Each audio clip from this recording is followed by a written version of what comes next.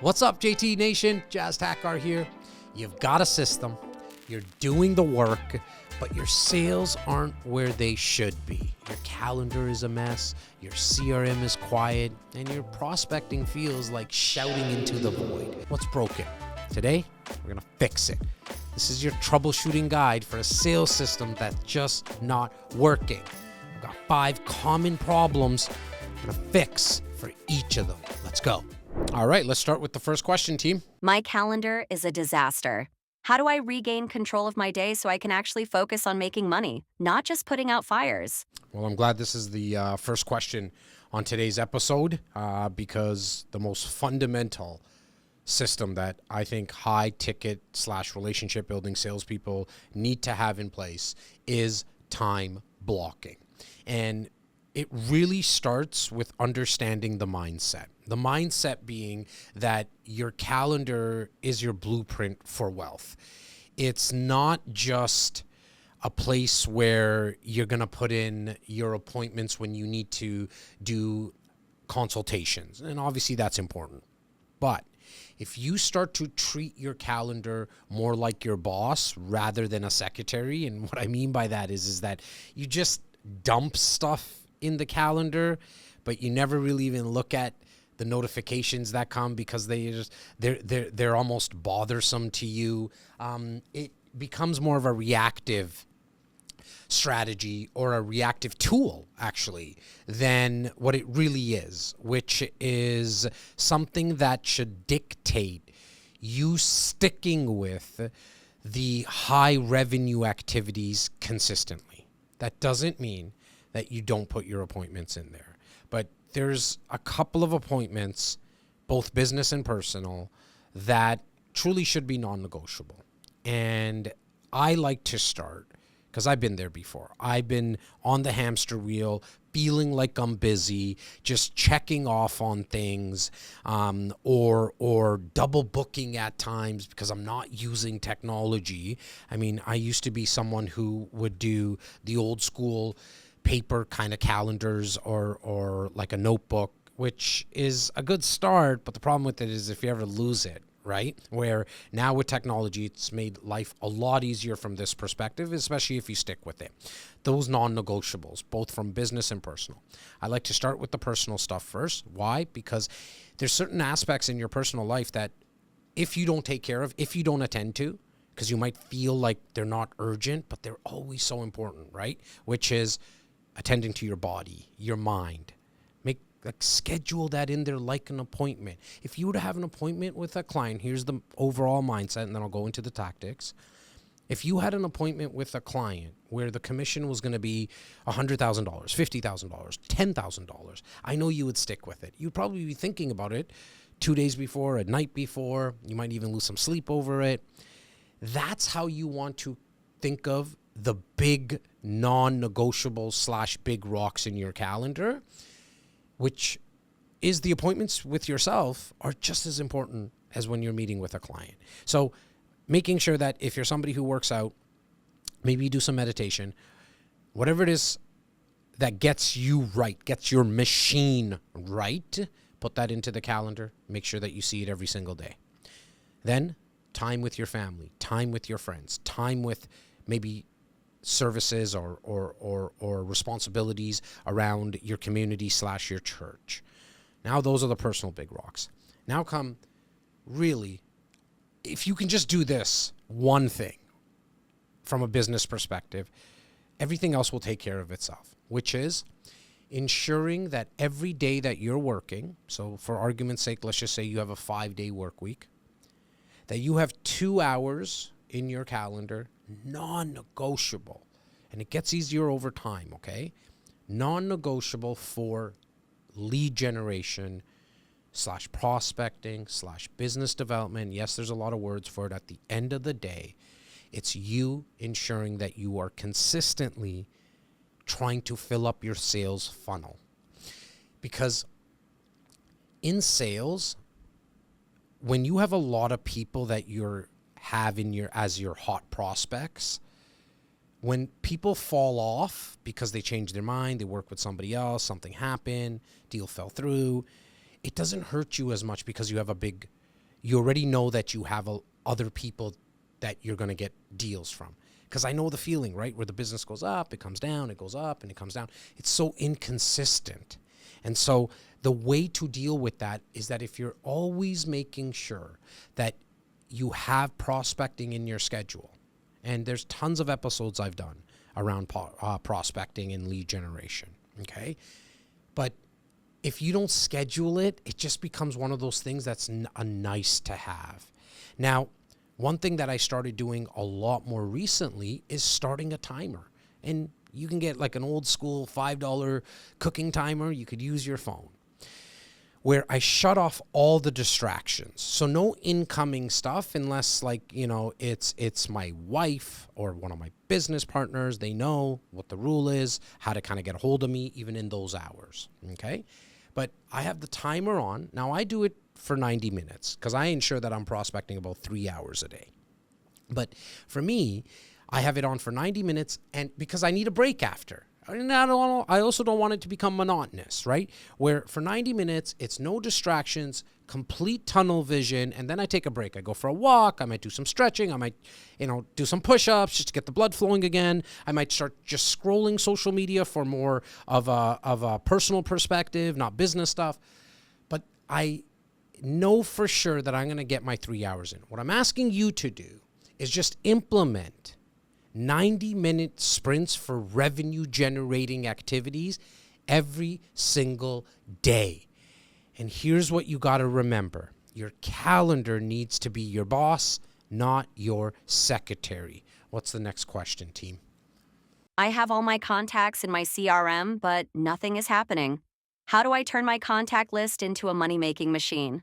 Well, I love the fact that some of these questions are coming in and there's some transitions happening and there's some action being at least taken from the perspective with this question anyways, where at least you have a CRM. I know people in the sales business that I get to meet coming off stage and through my content and just here in the office as well, that they haven't even gotten themselves to get a CRM. Or worse, they have a CRM, but they've never even logged in. At least this person here, thank you for the question. You have the CRM, you have people that you put in there. Now we got to transition to the next step, okay? And that next step is, first and foremost, it always starts with mindset. Always. Everything that, I'll probably ever be speaking to you about, it starts with the mindset, because if you haven't trained the brain yet, you're not going to get the rest of the body to do the actions, okay? And so understanding that your CRM is your gold mine, okay? You're not short on leads.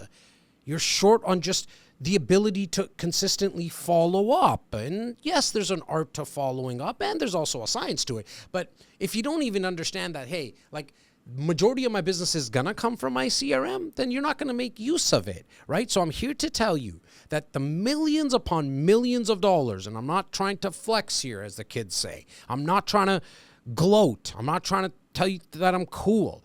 I made a lot of money in sales. And I gotta say, I attest at least 70, if not more, but let's just say 70% of all my 31 years in business.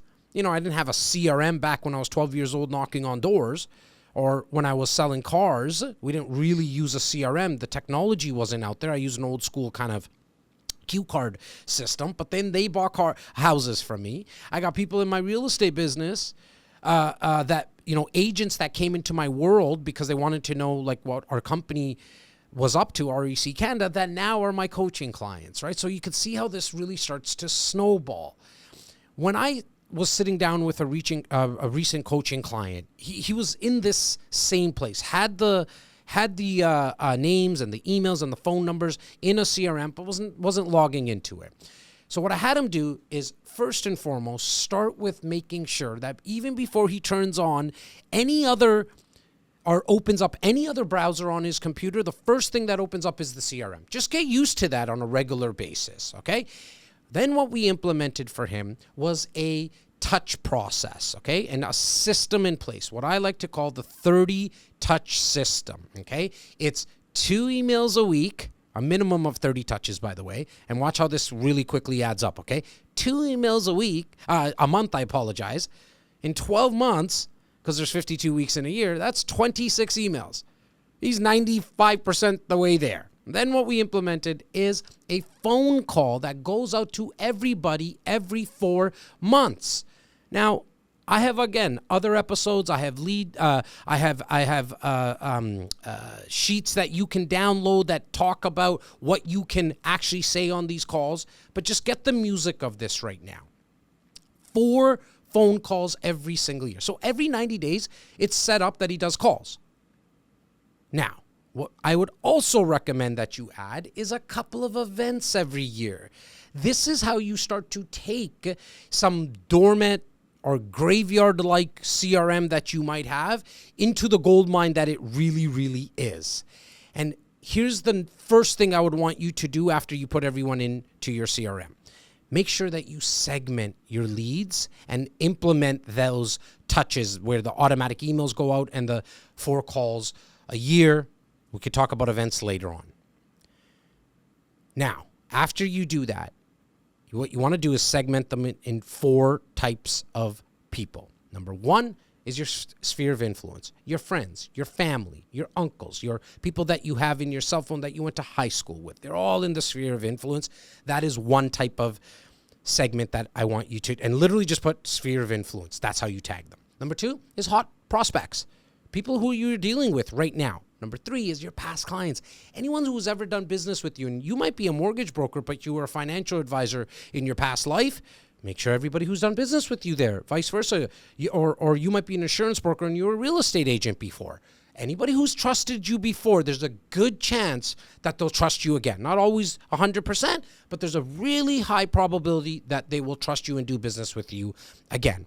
Number 4 is other service providers. Other people in business. So you're a mortgage broker, put the real estate agents in there, put the insurance brokers, the financial advisors, people who sell cars. Start to do business with each other, right? Another high-ticket salesperson is always down to take your referrals. And if you give enough, you give, then you can always ask for referrals and / introductions back. The mindset is always around understanding that your CRM is a living asset designed to grow your business, not a digital Rolodex. What's the next question, team?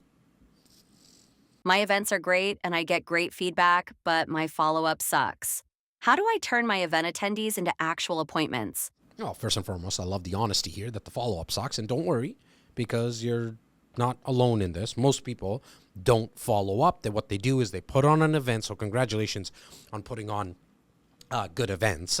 But what most people do after the event is they only want to talk to the hot people. It's like, who's ready right now? I understand that you should be doing. But then they forget about everyone else who showed up to the event. But here's the one that changed the game for me. Everyone who registered for the event, if it was in person or webinar, but didn't show up, I can tell you that there is a lot of money, a lot of deals, a lot of sales that happen from that group as well. So obviously, make sure that the event that you're putting on is more from an educational perspective. Hold back on selling anything. Don't be the one who pitches at the event. Become the authority through education. If there was ever a silver bullet, a blue pill that I can give you in sales, specifically when it comes to the events, it's that. Don't pitch at your event. Give the education. Set up something, and I'll can tell you exactly what to set up, but set up a way that you'll get in touch with them. Do not sell at your events. Just educate. Now, first and foremost, there's going to be people who after the event, like literally the event's done, the webinar's done, they're going to email you right away at the event when you guys are doing, wine and cheese afterwards or whatever it may be. They're going to start talking to you about what you were talking about. And you're going to realize, oh God, these guys are hot. Okay, they're probably interested right now in doing something in insurance. They're doing something in financial advising. They want a mortgage. They want to, get an income property, whatever it may be. Those ones you're going to reach out to right away, right? You're going to say, hey, listen, look, there's other people I need to get to here as well. When's the best time for you? Is it tomorrow, during the morning or the afternoon? Hot prospects, back into your CRM, tag them. Now, There's people who also showed up but didn't put up their hands right away. Maybe they were shy. Maybe they were worried. Maybe they didn't want to be pitched by you. They were scared. You follow up with them and you just open up that conversation very relaxed. Joe, thanks so much for coming to the event, for attending the webinar, for feedback for me, because in an effort to bring more value, to get better, I want to know what you liked. If there was something I could have done better, like maybe it was the food, maybe the cheese wasn't good, can you tell me? You want to elicit feedback. You want them to feel comfortable with giving you the feedback, that you're not going to jump down their throat. Then, what was your thoughts on getting more information as I'm setting up consultations from people that showed up to the event or came to the webinar on doing a consultation to get a better idea of what you might be wanting to accomplish long-term in blank, whatever you actually sell? When's good for you? Mornings or afternoons? So now you're taking people that didn't put up their hand and also getting appointments booked with them. There might have been 10 people that came to the event. 5 put up their hands right away. The other 5 didn't. Out of the 5 that didn't, by making that follow-up call within 24 hours, it's very crucial. So when you set up an event or webinar, make sure in your calendar it's already set up as well. The next day, you're busy. That's when the real work starts, okay? Out of those 5 that didn't, you might get 2. If you didn't make the call, you were going to get 0 because they were scared to put up their hand, or they just didn't know what you were saying and which link to click or whatever. Now, here's the hidden money that I was speaking about earlier. There is people that registered for your event but didn't show up. If you're like most people, 50% of people didn't show up. They forgot or whatever, especially if it was a free event. So you had maybe 20 people who registered for the event. 10 showed up, 10 didn't. You call those 10 people. Now, that's after, obviously, the people that showed up. But then you call those 10 and say, Joe, missed you at the event yesterday. Missed you at the webinar yesterday. I just wanted to let you know what you missed. And now if you have a recording, you can make sure that you send out the email to everybody who showed up and the people who didn't. But if you didn't record it, for whatever reason, if it's a webinar, you should have obviously pressed record on the Zoom or the Google Meet. But Joe, I just want to let you know what you missed. And then you knock off 2-3 quick points. And what a lot of people did, here's how you actually convert now. What a lot of people did was actually take me up on a discovery call, a consultation to get a better idea of what you're looking to possibly do in the future in blank industry. Out of those 10, you're going to get another 3 to 5 people that are going to book an appointment. They didn't even show up. So stop thinking that the best sales events are actual pitching events. The best sales events don't feel like sales at all. What's next, team? I'm posting on social media, but it feels like I'm just shouting into the void. How do I create content that makes clients come to me? Well, look, I think first things first. Again, congratulations, though. I'm loving the way that some of these questions are coming in. It's with people that are actually trying stuff, so that's important.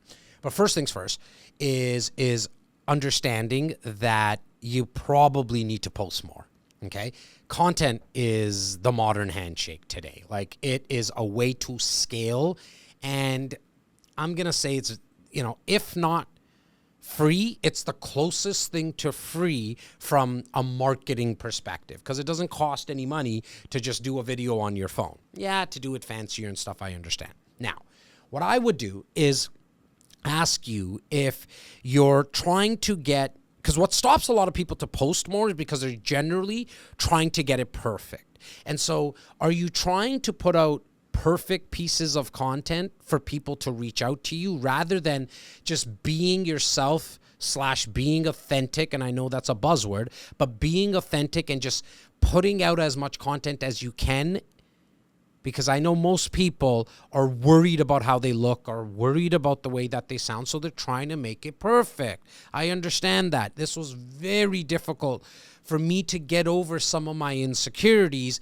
The aha moment in my life really happened in a couple of ways. Number one was Well, I just kind of came to the realization that nobody is really thinking about me as much as I think that they were thinking about me. We're all busy in our own brains thinking about ourselves. And the other aha moment was when I put out a long piece of recording educating people about a certain investment property, like a specific project, and how to invest in it, specifically actually student housing. And this was going back about 6, 7, 8 years ago now. And I had a client walk into my office. I started to quote unquote off pitch them on this project, and they stopped me like 10% in within like a minute, saying, Jas, we already know all this stuff. We watched your video last night. That's why we're actually here. We're just trying to see how we can actually get it done from a financing perspective. For me, that was crazy. Why? Because for 25 years or whatever it was, I've been always working uphill, battling uphill to pitch and build authority, but all that was done already. Now it's just a matter of making sure I didn't screw it up, which I almost did because I went into pitch mode, but obviously I didn't. No. Now, here's where the difference maker also happened. I just started to put out a lot more content, educating people about how to do things in my industry, which was real estate specifically, but you can do this in your industry as well, how to do what I get paid to do for them, right? So let me just backtrack for a second so you understand it and I articulate it well. If you're somebody who helps people buy high-end cars, tell them about everything in the process. Tell them exactly how to negotiate the deal. Tell them exactly what to look for, what not to look for. Don't do the pitches at the end of the content right away. Just give the process away. Give away all the information. Because with AI now, and this was even before AI, on YouTube and on Google, people could figure it out on their own. So you might as well be the person who gets in front of it. Now, the action I want you to take is I want you to post more. I want you to post specifically once every single day. To this specific person who's doing content already, you got to do more. Why? Not only because you're going to get better, which is the truth, but you're also going to find out by doing more what works better. So if you take a month's worth of content once a day, that's 30 pieces of content. Out of 30 pieces of content, you are going to get your 5 top performing videos. Now, you might say, well, Jas, all my videos get 200 and those top 5 were 400. Well, that's double the amount of views. So now your next batch of 30, the next month, you're going to do exactly what you did for those top 5 that you got. See how this works? It just starts to compound. That's exactly the process that I did. I still do that. My team and I look every 30 days or so, what were the best performing? Okay, we try to make some guesses, some educated guesses around why we think it was good, and then we just reproduce those. Side note, sometimes I post this exact same video just to get it back out there to see if it worked again. Just understand that the content is the modern handshake. Your audience can't buy from a ghost. What's next, team? I'm sending DMs and emails every day, but I'm getting ghosted. What's the secret to getting a response? Look, sending DMs and other kind of like emails now. Emails are definitely, the open rates have dropped significantly. I mean, if you're getting 20% open rates nowadays, I mean, you're a rock star. DMs, a lot of them are private messages on some other social media platforms. They don't even make it past the spam. Like, there'll be the odd time I go in every, month or so into my DMs, and there's a tab there that says like requests or something like that. And I get like thousands, I'm not even exaggerating, thousands of spam. I don't even go through it. So unfortunately, I'm sure some real messages might have got lost in there as well. But if you're getting ghosted on DMs and emails, it's understandable. Why? Because our attention, like, we don't want to be pitched. Who wants to be sold to? Think about yourself right now as a high-ticket salesperson or in relationship building sales. You don't also want to be pitched. And so what is another way around that? For me, the one thing that has worked every single month, year over year, for the last 3 decades is getting in front of the person, either face to face or on this beautiful device, which is the phone. And the way to do this is you have to pick it up and go outbound. The inbound is fantastic. Inbound business for me, I just have the mindset it's always the cherry on the top of the cake. The cake is my actual actions that I can control. I can't control how many people email me inbound or DM me or call me. I can't really control that. Right? I can spend money on ads, but the ads might not be effective. Or I might not get somebody who's qualified. The one thing I can control is my outbound efforts, my outbound strategy. And so what I did very early on and what I coach people on is not being on the sales roller coaster, right? And ensuring that you have a consistent follow-up system. And the way to do that is to make phone calls into your database. This is, I know, sounding like a broken record, and it sounds like a cliche maybe to some of you, but it works. It still works till this day. Making calls, not pitching to people, but making phone calls, and there's myriads of ways to open up conversations. In fact, that brings me to another point right now, is if you wanted to upgrade a skill in sales, I think it's more understanding. It's not about closing. The closing, and I know that's the sexy stuff that people talk about, but the closing happens on its own when you're a much better opener. And an opener is really hard. It's a harder thing to do, but it's why it's so important, and it's why the return on it is so much higher, because the more people that you open up conversations, the better chance you're going to have for conversions. Because without booked appointments, the rest is just noise. This is where the money is made. That's your troubleshooting guide. We've covered the common mistakes that break a sales system and the specific fixes for each.